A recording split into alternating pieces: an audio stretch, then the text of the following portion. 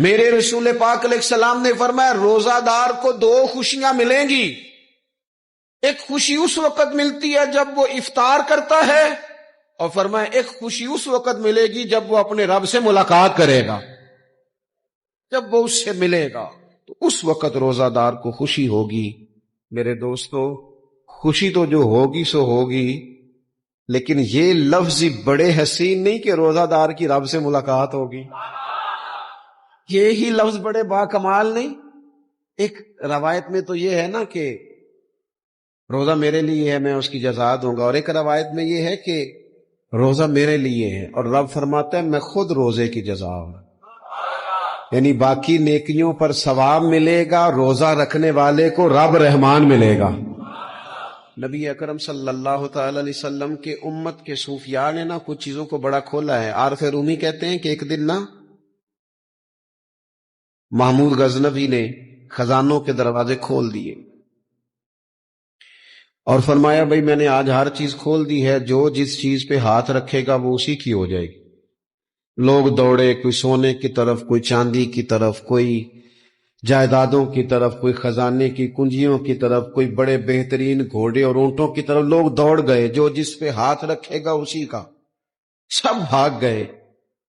ایاز بیٹھا ہے، نہ وہ حسن میں رہی شوخیاں، نہ وہ عشق میں رہی گرمیاں، نہ وہ غزنوی میں تڑپ رہی، نہ وہ خم ہے زلف ایاز میں. وہ لذتیں کہاں.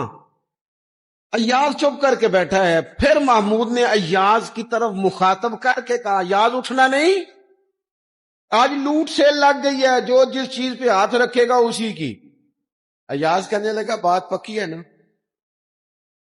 تو محمود خوش تھے، موڈ بڑا اچھا تھا، کہا بالکل پکی ہے. تو ایاز کہنے لگے چلو ٹھیک ہے. ایاز اٹھے، پیچھے سے جا کے نا تو محمود کے کندھے پہ ہاتھ رکھ دیا. محمود کے کندھے پہ ہاتھ رکھا. محمود کہنے لگے یہ کیا بات کا، آپ سے میں نے پوچھا تھا بات پکی ہے، جو جس پہ ہاتھ رکھے گا اسی کا نا. تو تھوڑی دیر پہلے مسکراتے چہروں میں آنسو آ گئے. ایاز بھی روئے تو محمود بھی روئے.